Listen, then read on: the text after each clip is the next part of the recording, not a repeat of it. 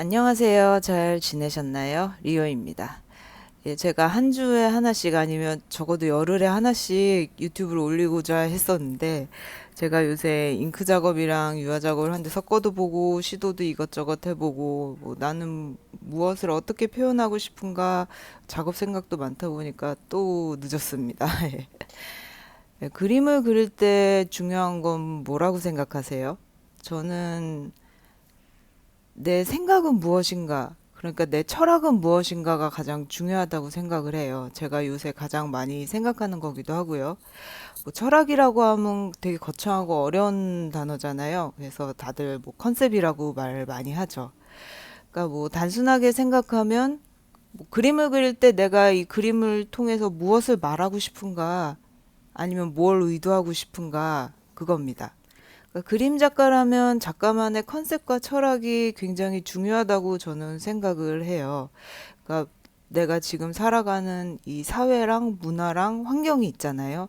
그리고 나는 사람들과 대화도 하고 그 안에서 살아가고 있는데, 그 안에서 나는 어떤 사고방식을 쌓게 됐고 그걸 어떻게 대응을 하는지, 그리고 그걸 바탕으로 나는 어떤 생각과 철학을 갖게 됐으며, 내가 이걸 그림을 통해서 표현하고 싶다면 어떤 매체를 통해서, 그리고 또 왜 그 매체를 나는 이용을 하는가. 뭐 이런 거 전체적인 거를 다 작가의 철학이라고 저는 생각을 합니다. 그러니까 뭐 거창하게 뭐 내 사고방식에서 뭐 이렇게 뭐 의도를 가지고 꼭 이렇게 그리는 게 아니라, 사실 당연히 좋아서 그냥 그리는 것도 있죠. 그러니까 지나가다 하늘을 봤는데 너무 매력적이어서 꼭 그리고 싶다든지, 아니면 난 저 고양이가 너무 좋고 강아지가 좋아서 그거를 스케치를 해보고 싶다든지. 저도 물론 그렇습니다.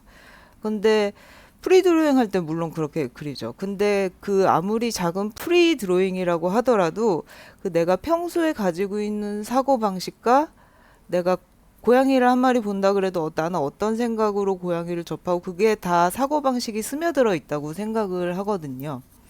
어떤 방식으로 내 의도를 가지고 표현을 하는가, 그게 저한테는 굉장히 중요한 것 같아요. 그리고 내가 평생을 그림을 그리고 싶거든요. 그러니까 평생을 가지고 갈 작업이라고 생각을 한다면, 그림 작가라면 아무래도 그 안에 자기만의 철학과 사고가 있어야 되는 것 같아요. 그러니까 뭐 예를 들자면, 제가 굉장히 존경하는 작가 중에 혼드레트 바서라고 오스트리안 작가가 있습니다. 오스트리아에서 태어나셔서 뉴질랜드로 나중에 가서 사셨죠. 그래서 그 작가는 평생의 철학이 자연과 인간이었어요. 그 작가분 자체가 굉장히 독특한 편인데, 그 인간도 자연에 속해 있다 그래서 직선적인 거랑 인공적인 걸 굉장히 가까이 하질 않았고, 그 자연 속에 혼자 묻혀서 사시면서 사실 건축가로 시작하셨거든요. 그래서 집도 혼자 짓고, 물감도 직접 만들어 쓰고, 신발도 직접 만들어 신고, 옷까지 직접 만들어 입으시면서 작업을 하시고, 그리고 가끔은 포스터를 직접 하나 만드셔서 나체로 이걸 들고 다니면서 1인 시위를 하시기도 했어요. 이분 작업은 실제로 보면 정말 빠져드는데, 이 작가도 제가 다음에 한번 리뷰를 할까요?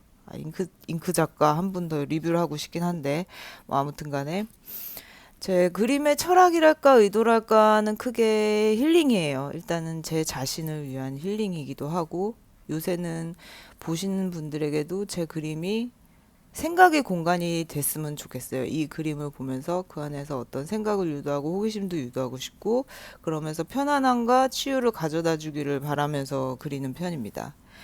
그러니까 저는 그림을 일찍 시작했어요.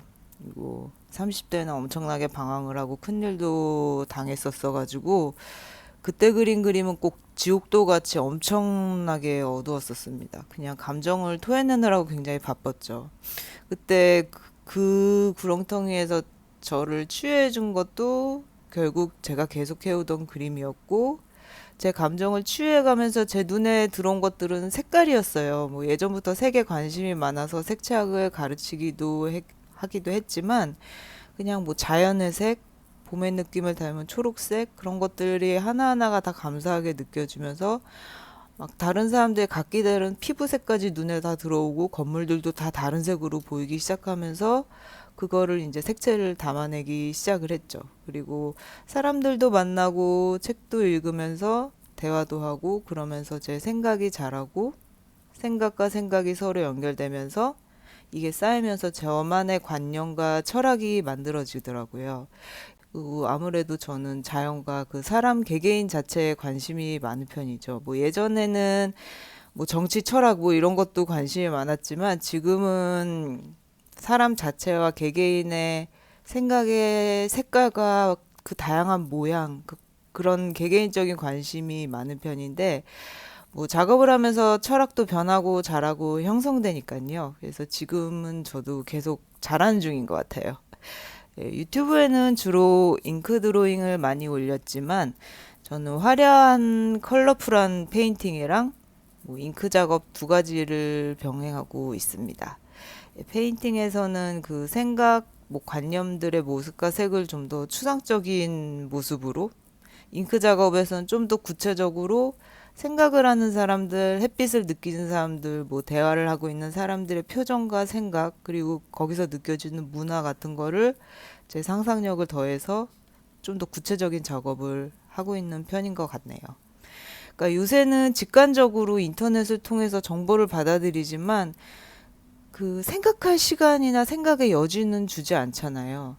근데 그림이랑 책은 그런 생각을 할 수 있게 하는 그 공간과 그 여지를 준다고 생각해서 저는 그래서 그림을 사랑하는 것 같기도 합니다. 또 오늘 그림에서 작가의 철학이나 컨셉 같은 걸 얘기하는 거는 여러분도 그림을 보실 때, 아, 그림이 좋다, 예쁘다, 뭐 이런 것도 좋지만 그 작가의 의도는 뭐고, 뭘 나타내고 싶었을까, 그런 거에 대해서 좀 더 호기심을 가지고 봐주시면 그림을 볼 때 좀 더 생각할 수 있는 폭도 커지고 그 공감대도 형성될 수 있고 좀 더 즐기실 수 있을 것 같아요. 아, 오늘은 결국 또 횡설수설한 것 같긴 한데 그림의 겉보단 그만큼 철학이 중요하다는 말씀을 드리고 싶어서 한번 얘기해 봤습니다.